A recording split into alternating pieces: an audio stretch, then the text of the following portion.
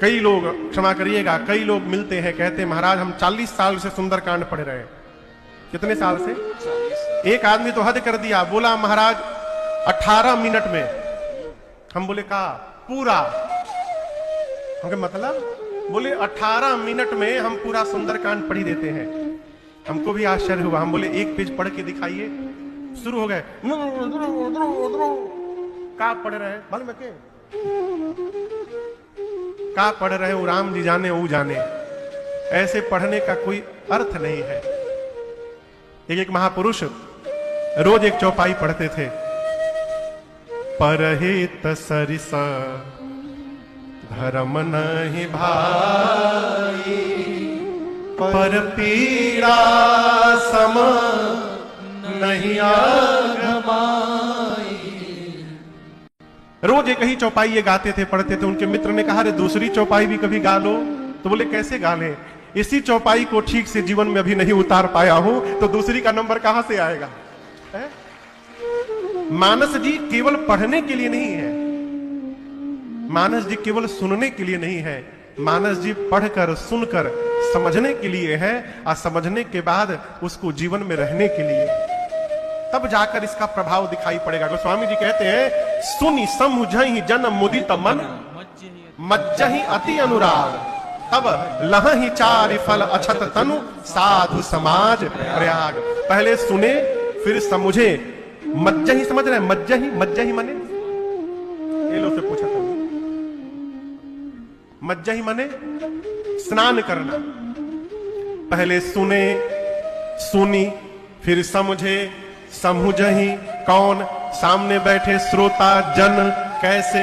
मुदित मन। कैसे सुने? मुदित मन से, प्रसन्न मन से। देखिए, दबाव पूर्वक नहीं सुनना चाहिए।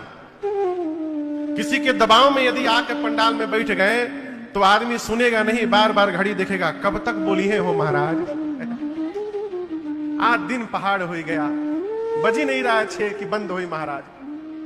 कैसे सुने? मुदित मन। मुदित मन से, प्रसन्न मन कर होकर जब आप सुनकर समझिएगा, तब मज्जहि अति अनुराग। फिर इस कथा में गोता लगेगा। डुबकी लगी हो, डुबकी गोता लगेगा। नदी में नहाने जाते हैं तो डरते हैं कहीं डूब ही न जाए, और यहां डूबने के बाद निकलने का मन नहीं करेगा। यह मज्जन है, मज्जहि अति अनुराग। जब ये जीवन में सधेगा तब गोस्वामी जी कहते हैं, लहहि चारि फल, उस जीव को 4 फल मिलेगा। कौन सा फल? आम, सेव, केरा, और चौथा हो अमरूद, हाँ अनार, ये तरबूजो कहत रहा। आम, केला, सेव, अनार, तरबूज नहीं मिलेगा, 4 फल। एक जगह कथा चल रही थी तो महाराज बोले आप भाव से कथा सुनिए, 4 फल मिलेगा। एक श्रोता पकड़ लिया, महाराज जी को लाओ दो, हम 4 घंटा बैठ के सुने हैं। क्या मिलेगा? धर्म, अर्थ, काम और मोक्ष की प्राप्ति हो जाएगी। ये जीवन के 4 फल हैं। ये कब प्राप्त होगा? जो सुनने के बाद, समझने के बाद इसमें गोता लगाएगा। तो गोस्वामी तुलसीदास जी इस ग्रंथ का नाम श्री रामचरित मानस रखे। क्यों? मानस का अर्थ है मन। मानस मने मन। गोस्वामी जी कहते हैं, जो भी मनुष्य इस ग्रंथ को पढ़कर, सुनकर, समझ लेगा, उसके मानस में पूरा का पूरा श्री रामचरित्र आकर के स्थापित हो जाएगा। इसलिए इस ग्रंथ का नाम रखा श्री रामचरित मानस।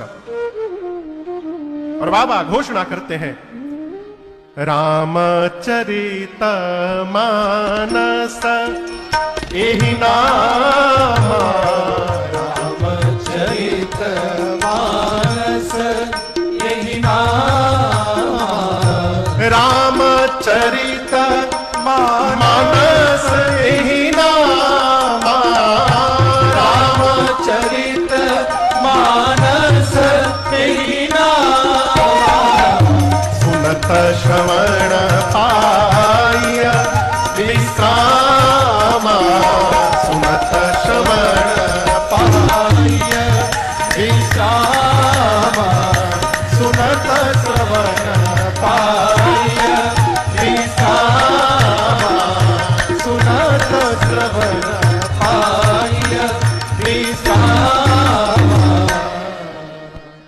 बाबा कहते हैं कि रामचरित मानस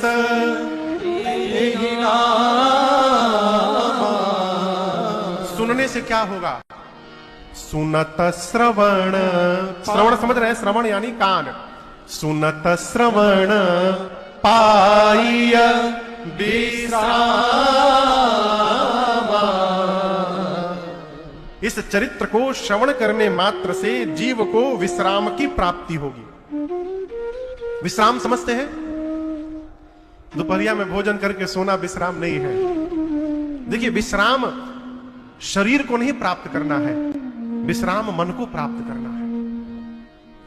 कई लोग तो दिन भर सोवत है लेकिन मन बेचैन रहता है।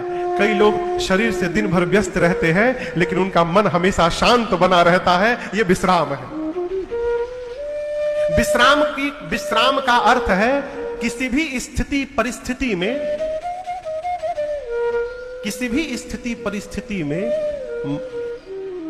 जीवन की स्थिति परिस्थिति तो बदलता रहे। यदि मन की हमारी स्थिति नहीं बदल रही है तो हम विश्राम को प्राप्त कर चुके हैं। सहज एक रस। और ये कैसे प्राप्त होगा? जब जीव ये मान लेगा कि हम केवल निमित्त मात्र हैं, करने कराने वाले परमात्मा है, तो हर परिस्थिति को जीव स्वीकार करने लगता है। समझ रहे हैं बाबू?